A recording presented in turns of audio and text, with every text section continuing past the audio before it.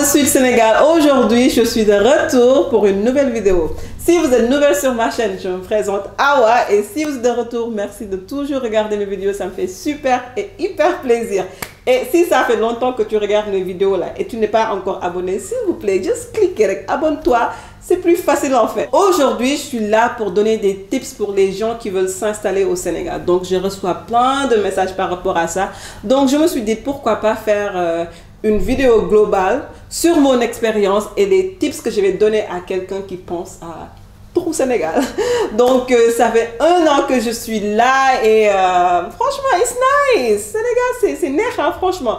Donc, ok, donc là, on va juste parler de mon expérience, ce que je vais vous conseiller à faire avant de venir, même quand tu seras là, ce que je vous conseille de faire, et c'est ça. Donc, le premier conseil que je vais donner à quelqu'un qui veut s'installer au Sénégal, c'est qu'en fait, quand tu prends cette décision de vouloir venir au Sénégal pour s'installer, ne dis ça à personne. Quand je vous dis à personne, ne dis ça à personne, juste les gens peut-être qui... Si tu es marié, tu en parles avec ton mari, peut-être tu en parles un peu avec ta mère ou ton père, mais quand même ne dis pas trop à ton entourage parce que je pense que, à mon expérience, beaucoup de mon entourage me disaient non mais ne va pas au Sénégal. En fait, les gens te découragent de partir, de venir ici parce qu'ils te disent oui, Sénégal c'est pas nerf, c'est dur, bla bla bla. Et je leur comprends en fait, mais quand même c'est les gens en fait qui te push, comment on dit ça en français, en fait, toute leur insécurité par rapport à venir au Sénégal, ils te le donnent et après tu as peur en fait. Jusqu'à présent, je reçois ces genres d'avis, mais pourquoi tu restes au Sénégal? Sénégal est tellement difficile, comment tu fais? Et je sais pas, je pense que oui, certes, aucun pays est né à 100%, on va dire. Il faut que tu sois un peu relatif sur ça. États-Unis, c'est bien sur des côtés, mais aussi c'est mauvais sur des côtés. Sénégal, c'est bien sur des côtés, aussi c'est mauvais sur des côtés. Donc, si vous êtes prête à venir ici, ne dites ça à personne.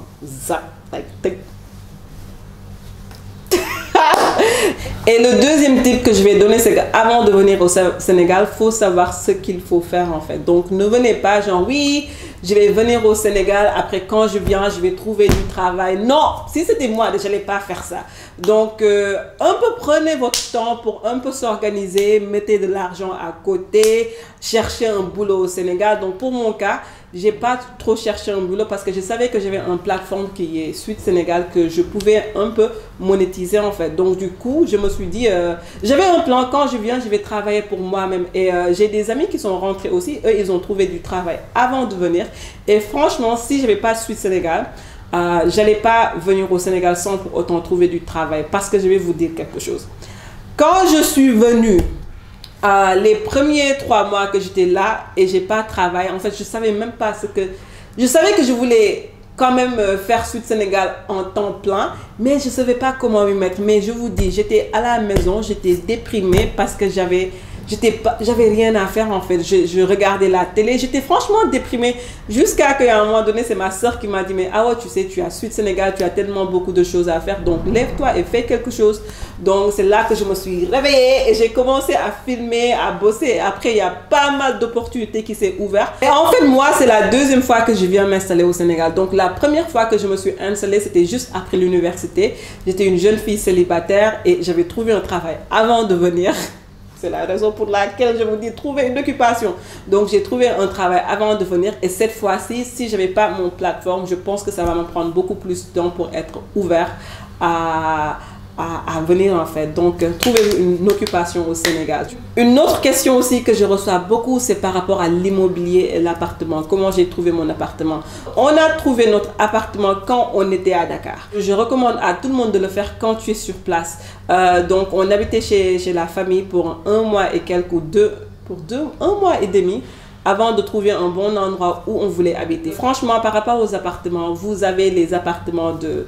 Il y a beaucoup d'appartements au Sénégal, donc de tous les budgets, si tu as 200 000, 300 000, 400 000, jusqu'à 2 millions en fait. Il y a en fait. Moi, au début, on cherchait sur, je pense que c'était Expat Dakar. Donc, on a trouvé pas mal d'appartements là-bas. Mais cet appartement, c'est un ami à mon mari qui nous a trouvé ça. Donc, on était lucky. Franchement, comme je vous dis, il y a un appartement pour tous les goûts, tous les prix et toutes les couleurs. Ça juste dépend de vous.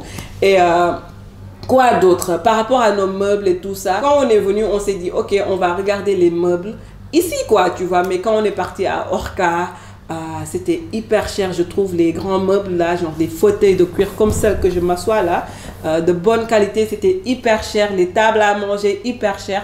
Donc ce qu'on a fait, c'est on a tout racheté des États-Unis et on a tout amené ici. Au Sénégal, c'est super cher, je trouve. Donc franchement, je pense que le fait qu'on a acheté nos meubles aux États-Unis, même avec l'envoi, le dédouanement, ça nous a coûté moins cher. Et aussi, s'il vous plaît, si vous avez le captain ou la possibilité de vous acheter une voiture avant de venir, faites-le. Nous, quand on est venu les 2 premiers mois, je prenais du taxi tout le temps et tout mon argent est parti dans les taxis. C'était n'importe comment.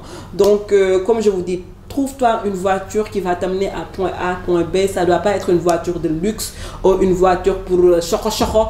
Juste quelque chose qui va t'amener point A, point B. Parce que les taxis, chaque jour, là, ça coûte super cher. Les gens ne vous disent pas ça, mais ça coûte cher. Mais... ouais. Un autre point que je voulais toucher aussi, c'est d'être patient au Sénégal. Il faut que tu sois patient. Même nous, par exemple, quand on a trouvé notre appartement, c'était pas prêt.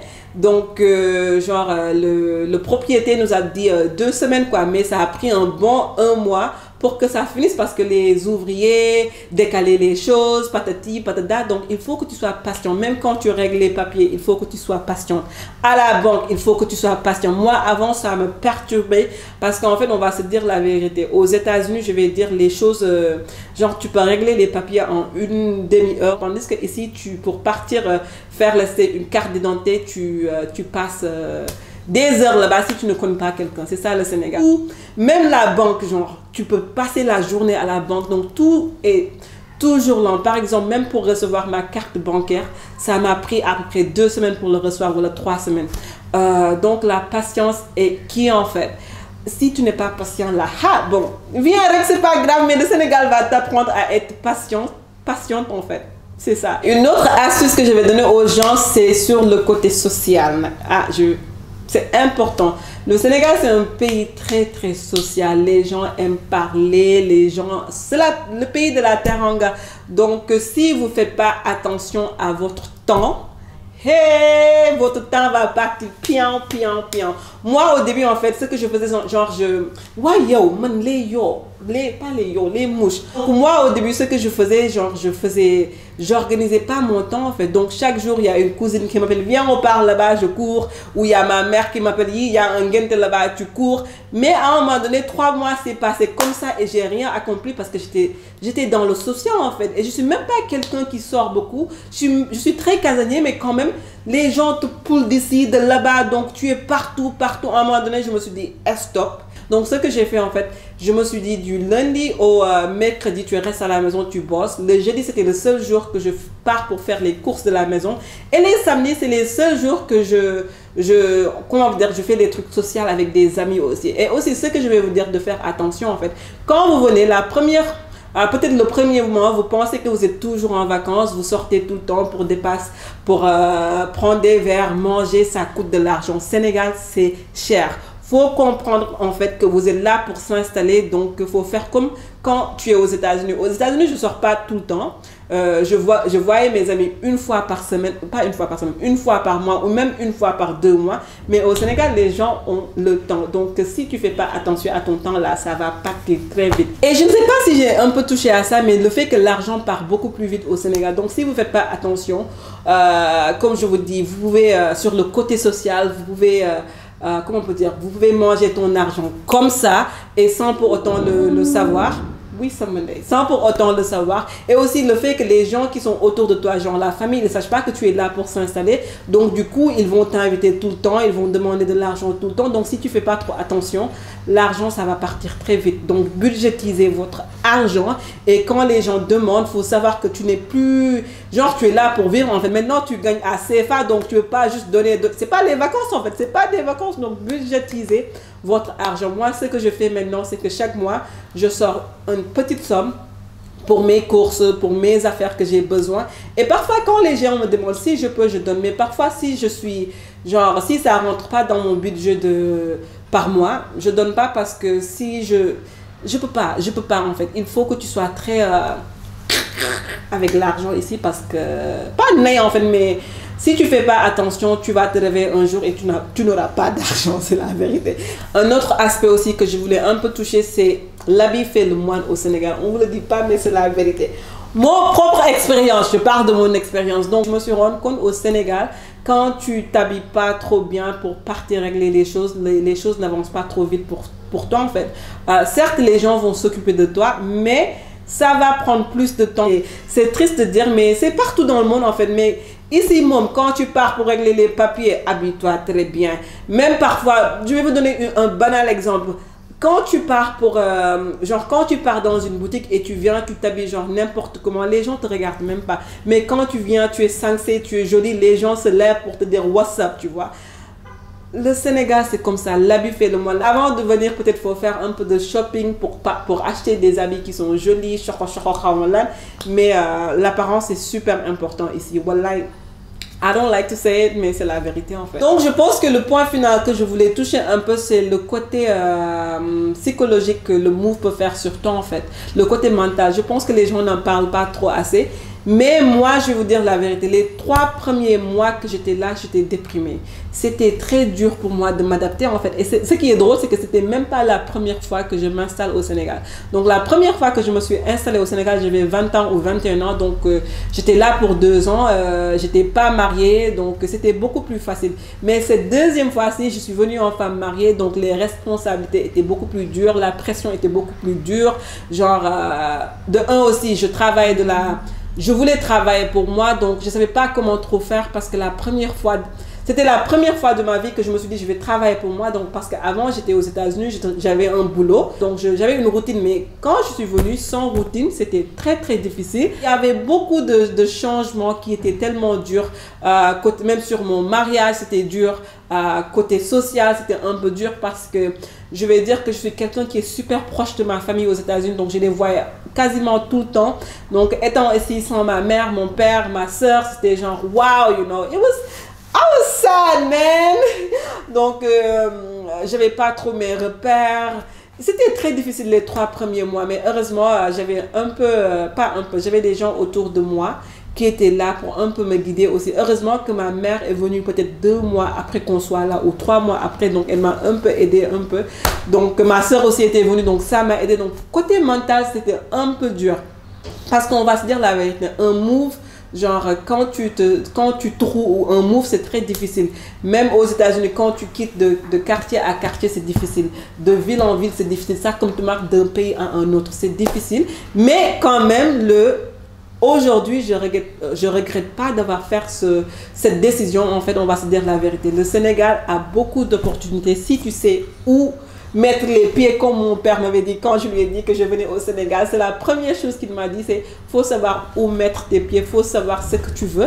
Tu peux faire beaucoup de choses, c'est ton pays, vas-y en fait. Et c'est ça, donc moi franchement, je supporte à tout le monde qui veut faire ce move au Sénégal parce que je pense que c'est à nous Sénégalais de développer notre pays. C'est pas aux Blancs de le faire, c'est pas aux Occidentaux de le faire. Donc c'est quand même dommage quand tu dis que je vais partir au Sénégal ou même quand tu es là, les gens te découragent. Mais quand même, le Sénégal, il y a des opportunités si tu sais ce que tu veux, si tu sais où mettre tes pieds et si tu n'es pas dans toutes les sauces, en fait, tu vas avoir une très belle vie, même côté social. Je peux dire, parfois, juste marcher sur la corniche, c'est nerf, tu vois la mer, c'est nerf. Franchement, il y a beaucoup de côtés positifs, mais aussi il y a des côtés négatifs. C'est dans tous les pays. Et c'est ça, donc c'était Awa de Suite Sénégal qui était là pour vous donner un peu des tips par rapport à mon installation au Sénégal. Et si vous avez d'autres questions, n'hésitez pas à me demander sur les commentaires. Et même pour les gens qui ont regardé cette vidéo, qui se sont installés au Sénégal, si vous avez d'autres astuces à partager, veuillez commenter. Et c'est ça, donc merci et ciao!